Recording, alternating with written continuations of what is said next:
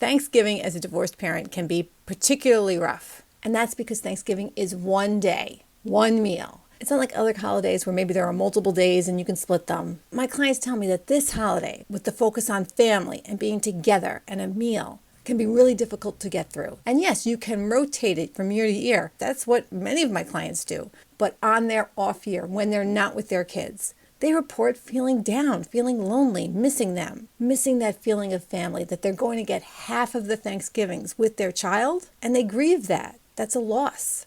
And yes, technically you can split it. Someone could eat in the early afternoon, the other person could eat later in the evening. But to do all that splitting, all that moving around of the meal, takes a lot of negotiation. Sometimes with someone who doesn't like negotiating with you. And you're not just negotiating with your ex, you're negotiating with their family, with your own family, with other people who are involved with the holiday who've always had dinner at 3 p.m. and some people don't want to shift it. And oftentimes, even when splitting is possible, it still doesn't feel healthy. There's so much rushing around that happens. You have to leave your family at 2:30 to get to the next family by 3. And the kids have to eat 2 dinners. And there's a rush of everybody saying, hello, goodbye. If you're 15 minutes late, your ex is worried you're not going to show up. So when you get to the door, everybody's on edge. So what do you do? What do you do around Thanksgiving? Sometimes the healthiest approach is to scale down rather than try and push and make everything work. So if you don't have your kids on Thanksgiving, it's okay to celebrate another day. Maybe the Saturday after Thanksgiving. The Saturday after Thanksgiving, me and my kid, we used to go out,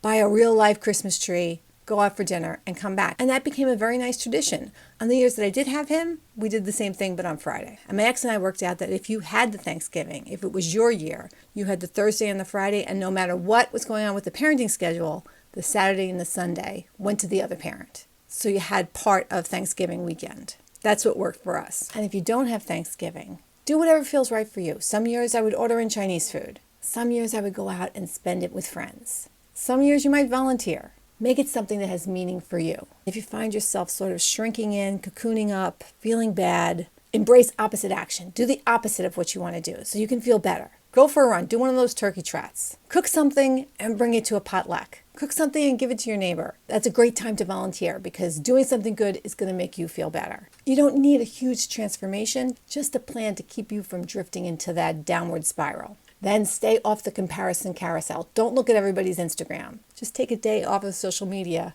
for Thanksgiving. And remember, this is temporary. The first few years are the hardest because everything's new. You're renegotiating this entire holiday. Nothing has settled in yet. Over time, you're going to have a holiday schedule that works for you, and the day is going to feel less and less loaded. You're going to find new traditions. If you've been through a divorce, let me know in the comments below. How do you handle Thanksgiving?